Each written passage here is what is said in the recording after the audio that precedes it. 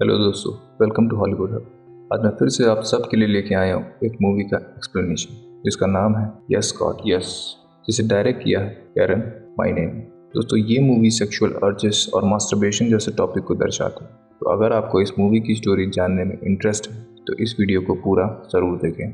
Movie start होते ही एक लड़की एलिस को दिखाया जाता है जो सेक्सुअली इनएक्सपीरियंस्ड होती है बट बहुत क्यूरियस होती है सेक्स के बारे में जानने के लिए। एलिस एक स्ट्रिक्ट कैथोलिक हाई स्कूल में पढ़ती है जहां लड़कियों की स्कर्ट की लेंथ स्केल से मेजर की जाती है। एक दिन स्कूल में सेक्स एजुकेशन की क्लास होती है जिसमें फादर मर्फी स्टूडेंट को बताते हैं कि शादी से पहले सेक्स करना एक सिन है और भगवान ने सेक्स एक पर्पस के लिए बनाया है। इसका काम है हमारी जनरेशन को बढ़ाना और इसे शादी के बाद ही करना चाहिए। फिर एक स्टूडेंट पूछता है क्या हम खुद से सेक्स कर सकते हैं, यानी मास्टरबेशन। मर्फी कहता है नहीं, कोई भी सेक्सुअल एक्टिविटी शादी से पहले करना या एक से ज्यादा शादी करना पाप है और याद रखना गॉड हमेशा हमें देख रहा है। फिर एलिस की दोस्त लॉरा उसके पास आती है और कहती है वो ये स्कूल के फालतू रूल्स से परेशान हो गई है। एलिस कहती है क्या तुम्हें पता था कि मास्टरबेशन करना भी एक पाप है? लॉरा कहती है हाँ, और जो तुम टाइटैनिक का कार्व करने वाला सीन रिवाइंड कर कर देखती हो वो भी एक पाप। एलिस कहती है मैं तो बस जानने के पर्पस से देखती हूँ और किसी चीज के बारे में जानना पाप नहीं होता। फिर एलिस घर पहुंच के AOL चैट खोलती है और हेरी चेस 1956 नाम से चैट करने लगती है और वो एलिस को अपनी बीवी के साथ सेक्स के दौरान ली गई फोटो भेजता है। एलिस वो देख के शॉक हो जाती है और चैट बंद कर देती है, पर फिर उसे वो देखने की इच्छा होती है और वो उसे खोल के देखने लगती है।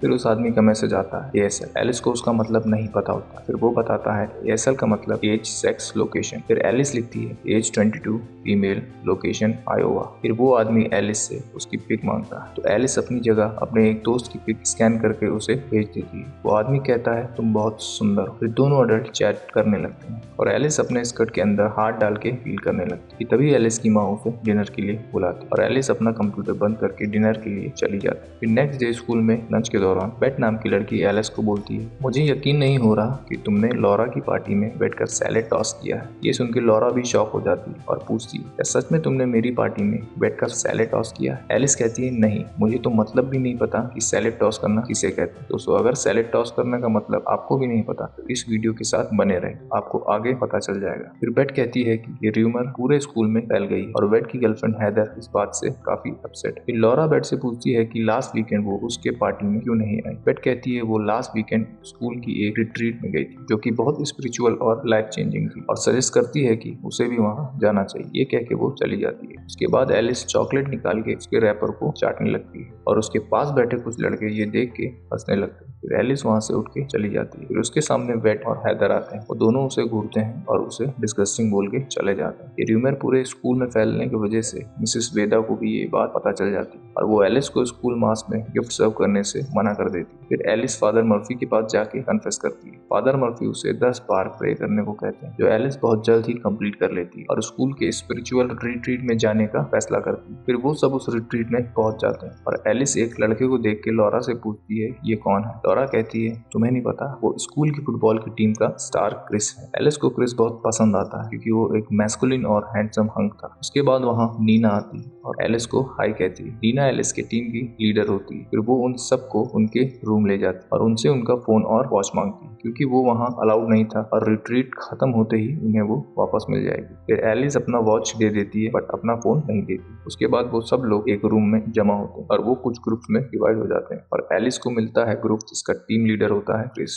एलिस ये देख के बहुत खुश हो जाती है। उसके बाद फादर मर्फी उनका वेलकम करता है और एक पेपर देता है जिसमें कुछ फीलिंग्स लिखी होती है और उन सबको ईमानदारी से उन फीलिंग्स पे सर्कल बना के मार्क करने को कहता है जो उन्होंने पिछले एक साल में फील किया है। फिर एलिस उन फीलिंग्स को सर्कल करते करते टर्न ऑन को भी सर्कल कर देती। दोस्तों, टर्न ऑन का मतलब सेक्सुअली उत्तेजित होना, बट बाद में उसे इरेज करने की कोशिश करती है लेकिन टाइम अप हो जाता है और वो उस वर्ड को काट देती है। उसके बाद लंच में क्रिस एलिस के पास आके बात करता है और एलिस क्रिस के हाथों को देखने लगती है और मन ही मन खुश होने लगती है। फिर नीना अपने बारे में सबको बताती है कि वो बड़ी फैमिली से आई है जहाँ उसके 4 भाई और एक बड़ी बहन है और उसकी फैमिली उसको इग्नोर करती थी, कोई उसका केयर नहीं करता, जिसका उसे बहुत बुरा फील होता था। ये सब बोलते बोलते नीना रोने लगती और वहाँ बैठे बाकी सब इमोशनल हो जाते। फिर वो कहती इस रिट्रीट में आके उसे पता चला कि गॉड उसके साथ है और उसे यहाँ बहुत अच्छा फील होने लगा। उसके बाद सब नीना से गले मिलने लगते। फिर एलिस अपने रूम में लेटी होती है कि वो अपना फोन निकाल के उसमें गेम खेलने लगती है। उसके बाद वो अपना फोन वाइब्रेट मोड पे डालती है और उसे एक आइडिया आता है। फिर वो अपना फोन अपने टांगों के बीच डाल के वाइब्रेट करने लगती है और फील करने लगती है, बट दीवार में लगी क्रूसीफाई को देख के वो फोन हटा लेती है। फिर दोस्तों सब लोग एक बार फिर रूम में जमा होते हैं और फादर मर्फी अपना फेवरेट सॉन्ग बजाता है और कहता है सभी लोग इस सॉन्ग को सुन के इमेजिन करें कि इस सॉन्ग में जो आंखें हैं वो जीसस की हैं। फिर वो सब एक सर्कल बना के उस सॉन्ग पे डांस करने लगते हैं। फिर वो सब जंगल में जाते हैं और एलिस देखती है कि एक लड़की के गिरने पे क्रिस उसे संभाल लेता है। ये देख के एलिस के दिमाग में आइडिया आता है। फिर एलिस जानबूझ के गिर जाती है और क्रिस उसे उठा लेता है। इससे एलिस को बहुत अच्छा फील होता है। उसके बाद एलिस अपने रूम जाती है कि तभी वहाँ नीना आ जाती है और उसी समय एलिस का फोन वाइब्रेट करता है। नीना एलिस का फोन रख लेती है और फादर मर्फी से कंप्लेन कर देती है। उसके बाद एलिस ग्रुप फोटो के लिए जाती है। फिर फादर मर्फी उसे बुलाता है और कहता है कि तुमने हमारे रूल्स का उल्लंघन किया है, जिसके बदले तुम्हें पनिशमेंट जरूर मिलेगी। पनिशमेंट में तुम्हें स्कूल की सफाई करनी पड़ेगी।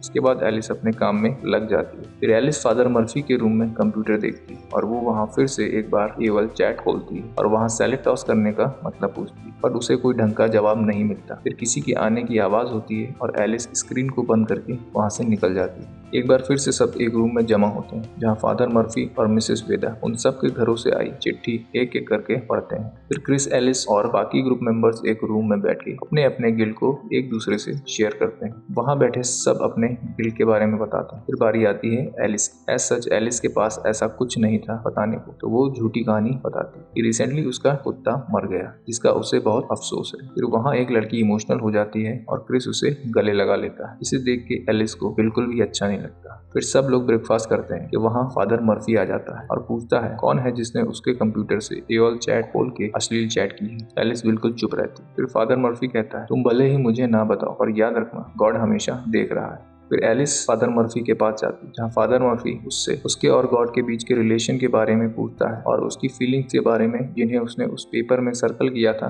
जब वो यहाँ आई थी। फिर एलिस उन फीलिंग्स को जस्टिफाई करने लगती है। फिर फादर मर्फी उससे पूछता है तुमने टर्न ऑन को क्यों सर्कल किया था, क्या तुम कभी टर्न ऑन हुई हो और क्या उसके बाद कुछ किया। एलिस कहती है मैं टर्न ऑन हुई हूँ बट मैंने कुछ नहीं किया। फादर मर्फी पूछते हैं क्या तुमने अपने क्लासमेट बेट के साथ कुछ किया। एलिस कहती है नहीं, किसी ने मेरे बारे में रिमर फैलाई थी। उसके बाद सब लोग लंच करते हैं। फिर एडम नीना को लीडर मीटिंग के लिए बुलाता है और नीना वहां से चली जाती है। फिर एलिस सफाई के काम में लग जाती है। फिर वहां वेड आता है और नीचे कचरा गिरा देता है। एलिस कहती है तुम्हारी प्रॉब्लम क्या है। वेड कहता है तुम्हारी झूठी रूमर की वजह से हैदर के साथ मेरा ब्रेकअप होने ही वाला था। एलिस कहती है मैंने नहीं फैलाई ये रूमर, बल्कि इस रूमर की वजह से सारे स्टूडेंट्स से लेके सारे टीचर्स भी मुझे एक बुरी लड़की समझते हैं। उसके बाद फादर मर्फी वेड को लेके चला जाता है। एलिस को वेड का बैंड मिलता है और वो उसे रख लेती है। फिर सफाई करते करते एलिस की नजर खिड़की से बाहर जाती है जहाँ नीना एडम को किस कर रही होती है। ये देख के एलिस शॉक हो जाती है। फिर नीना एडम को ब्लो जॉब देती है, जिसे देख के एलिस हॉर्नी फील करने लगती है और वो स्टिक को अपने टांगों के बीच लगा के फील करने लगती है। तभी वहाँ सिस्टर आ जाती है और एलिस वहाँ से चली जाती है। एलिस अपनी फ्रेंड लॉरा के पास जाती है और उसे ये बात बताती है, पर लॉरा उसकी बातों पे भरोसा नहीं करती क्योंकि एलिस ने अपने कुत्ते की मरने की झूठी कहानी बताई। इसीलिए लॉरा उसकी बात पे भरोसा नहीं करती और सोचती है कि एलिस ने ही फादर के कंप्यूटर से वो अश्लील चैट की होगी। ये कहकर लॉरा वहाँ से चली जाती है। एलिस सफाई कर रही होती है। फिर उसे फादर का केबिन खाली दिखता है तो वो वहाँ जाके वेट का बैंड टेबल पे रख देती है। फिर फादर मर्फी आते ही एलिस बाथरूम में छुप जाती है। उसके बाद एलिस देखती है कि फादर मर्फी अपना कंप्यूटर खोल के उसमें अश्लील मूवी देखता है और मास्टरबेट करने लगता है। और ये देख के एलिस बहुत शॉक हो जाती है क्योंकि जो इंसान पूरे स्कूल में ये ज्ञान देता फिर रहा था कि सेक्सुअल चीजें देखना, मास्टरबेट करना, शादी से पहले सेक्स करना एक पाप है, वही इंसान खुद अश्लील मूवी देख के मास्टरबेट कर रहा है। उसके बाद एलिस वहाँ से चली जाती है। क्रिस एलिस से मिलता है और एलिस क्रिस को किस करने लगती है। क्रिस भी उसे किस करता है, बट फिर क्रिस अपने आप को कंट्रोल करता है और कहता है ये सब गलत है, गॉड की मर्जी के खिलाफ, और वहाँ से चला जाता है। फिर सब कैंप फायर में होते हैं। एलिस बहुत परेशान दिखती है। फिर एलिस वहाँ से भाग के बार में चली जाती है जहाँ उसकी मुलाकात बार की ओनर गीना से होती है। फिर एलिस वाइन मांगती है। फिर गीना पूछती है क्या तुम उस कैथोलिक रिट्रीट के लिए आई हो। एलिस कहती है नहीं और अपनी एज 21 बताती है जो कि झूठ थी। फिर गीना इशारा करती है उसके टी शर्ट के ऊपर जो कि उसी कैथोलिक रिट्रीट की की होती है। फिर गीना बताती है वो भी एक कैथोलिक स्कूल में थी 12 साल के लिए, और वो जब एलिस की उम्र की थी वो भी डरी हुई रहती थी। हर रूल्स के तोड़ने पर उसे डर लगता कि वो नर्क जाएगी मरने के बाद, और नर्क में एक बहुत बड़ा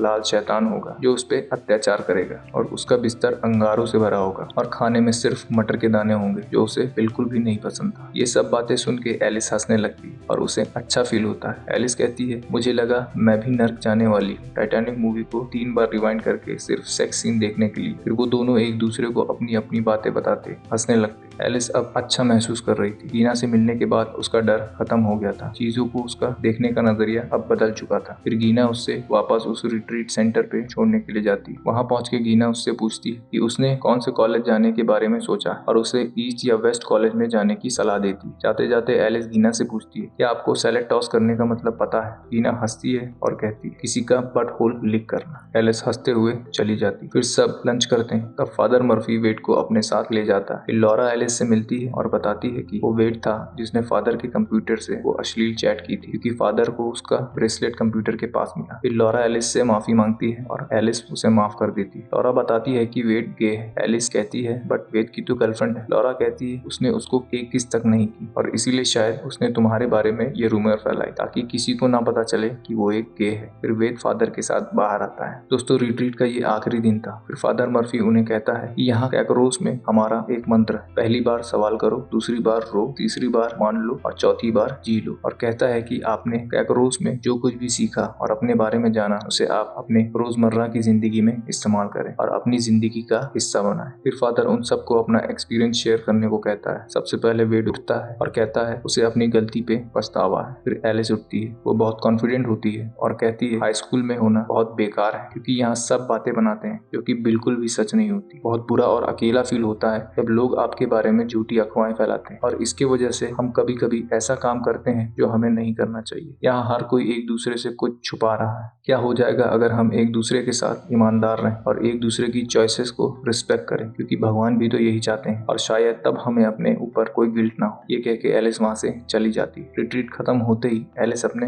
घर चली जाती। अगले दिन एलिस स्कूल जाती और वहाँ क्रिस उसे देख के छुपने की कोशिश करता है। एलिस कहती है तुम्हें मुझसे छुपने की जरूरत नहीं, जो हमारे बीच हुआ वो दोबारा नहीं होगा। क्या हम दोस्त बन सकते हैं? क्रिस कहता है बिल्कुल, और फिर दोनों हग करते हैं। फिर एलिस फादर मर्फी के पास जाके कन्फेस करती है। वो कन्फेस करती है कि उसने रिट्रीट पे एक सेक्स वीडियो देखी थी। फिर एलिस उस वीडियो की बात करती है जिसे फादर मर्फी देख रहा था। दोस्तों ये बात मर्फी समझ जाता है और उसकी नजरें शर्म से झुक जाती हैं। फिर एलिस कहती है कि मुझे पता था ये देखना पाप है, बट क्या गॉड मुझे इसके लिए माफ करेंगे? मर्फी कहता है ये तुम्हारे और गॉड के बीच में है। फिर उसे ब्लेस करता है। फिर एलिस वहाँ से अपने घर आती और टाइटैनिक मूवी का वो सीन लगाती, अपने हाथों को अपनी स्कर्ट में डाल के एंजॉय करने लगती, बट अब उसके मन में कोई भी डर नहीं था। दोस्तों मूवी यहीं खत्म हो जाती है। इस मूवी में डायरेक्टर ने सेक्स एजुकेशन के टॉपिक को बड़े अच्छे तरीके से समझाने की कोशिश की है और ये भी बताने की कोशिश की है कि हमें किसी के सामने फेक आइडेंटिटी नहीं बनानी चाहिए। हमें हर किसी के साथ रियल रहना चाहिए ताकि हमें अपने ऊपर कोई गिल्ट ना हो, क्योंकि गॉड भी यही चाहते हैं। तो दोस्तों अगर आपको ये मूवी का एक्सप्लेनेशन अच्छा लगा तो इसे लाइक और शेयर जरूर करें। चैनल को सब्सक्राइब करना ना भूलें। डिस्क्रिप्शन में हमारा इंस्टाग्राम के चैनल का लिंक है, जाके फॉलो करें। वहाँ मैसेज करके बताएं कि आप नेक्स्ट कौन सी मूवी का एक्सप्लेनेशन देखना चाहते हैं। तो दोस्तों फिर मिलेंगे किसी दूसरी मूवी के एक्सप्लेनेशन के साथ। तब तक के लिए इजाजत दें।